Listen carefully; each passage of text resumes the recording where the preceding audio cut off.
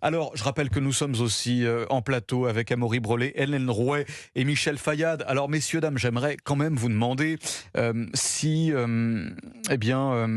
ce qu'il s'est passé quand même, parce qu'on a tous en tête ce qu'il s'est passé il y a presque un mois du côté de Bordes-sur-Arize, cette petite ferme de l'Ariège où la réponse policière avait été, je trouve pour ma part, un peu disproportionnée parce que Bordes-sur-Arize, c'était le théâtre du premier abattage massif d'un troupeau contaminé par la dermatose nodulaire bovine. Il faudra que l'État change de doctrine. Le mot est faible, hein, Hélène Rouet. Il faudra que l'État change de doctrine s'il ne veut pas avoir les agriculteurs encore davantage remontés, j'imagine. Absolument. Juste pour réagir effectivement à ce qu'il vient de dire, ce qui est beau à voir, on va dire, dans la mobilisation de Toulouse, c'est que pour une fois, il y a tous les syndicats agricoles qui sont représentés. Il y a la coordination rurale, la Confédération paysanne, la FDSEA, qui est une filiale de la FNSEA, et les jeunes agriculteurs. Et ça, c'est vrai que c'est quand même assez inédit de les voir unis à ce point. Et ça, en fait, ça veut dire quelque chose. Ça veut dire que le mouvement va vraiment aller quelque part et que les syndicats, même s'ils ont des différences entre eux, là, ont réussi à s'unir à Toulouse. Donc ça, c'est déjà un fort message. Ensuite, sur ce que vous avez dit.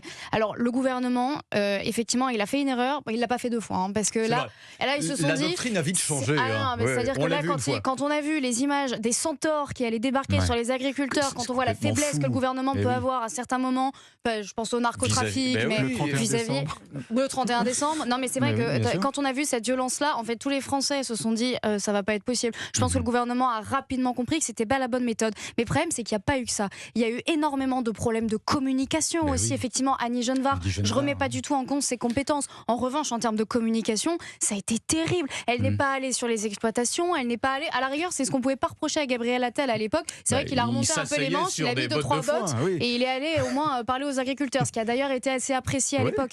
Annie Genevard, effectivement, en termes de communication, c'était pas bon. Sur la dermatose, qui est quand même un des points premier de ce problème-là. Le gouvernement n'a pas compris, et ça c'est typique des élites, incapables de comprendre ce que les agriculteurs vivent. Il faut savoir que l'abattage d'un troupeau, c'est horrible sur le plan sentimental, sur le plan du travail, ça prend mais c'est une année de vie. Sur le plan de la génétique également, au-delà de sur le plan de la génétique, c'est des années et des années de travail, mais bien sûr. On a eu énormément de témoignages, mais poignants. Il y avait un jeune couple qui avait témoigné dans le JDD.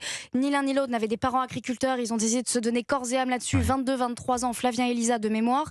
Ils ont, eux, tout leur troupeau a été abattu. Ils racontaient, c'est tellement froid. Il y a des personnes qui arrivent, ils sont habillés comme des cosmonautes. Les vaches ont peur, enfin je veux dire, pardon, mais il faut aussi comprendre la réalité de ça, même quand les agriculteurs en fait ne contestent pas le fait que parfois c'est horrible et ça doit se passer, mais si vous voulez, les élites ne comprennent pas et donc l'utilisent mal dans la communication. Les agriculteurs, je pense que nos élites, comme vous dites, les prennent un petit peu pour des moins que rien parfois. Oui, il y a du mépris, bien sûr. Il y a évidemment mépris parisien qui est à vomir, hein, je suis un peu vulgaire, pardonnez-moi.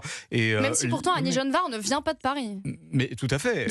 C'est une provinciale. Absolument. Mais les agriculteurs comprennent tout à fait qu'il faille parfois abattre des bêtes malades. Simplement, ce qu'ils veulent, c'est qu'on fasse peut-être parfois du cas par cas et qu'on soit un peu moins de bon sens. brutaux dans les abattages. Michel Fayad, oui. Oui, il y a quand même le président de la République et le Premier ministre ont quand même choisi de désigner ce poste ministériel comme ministre de la souveraineté alimentaire. C'est pas que ministre de l'agriculture. Mais où est la souveraineté aujourd'hui avec le Mercosur, Michel Fayad? Elle est où la souveraineté? Non, mais je suis complètement d'accord. Du coup, en fait, on dit que les élites ne sont pas connectées, mais en réalité, en disant, en parlant de souveraineté alimentaire, moi je pense que ils sont en fait des menteurs. Parce que.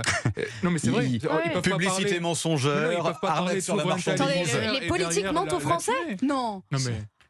Mais parler de souveraineté alimentaire et tuer la souveraineté alimentaire, il y a un problème. Non, mais vous avez totalement raison, Michel Fayad.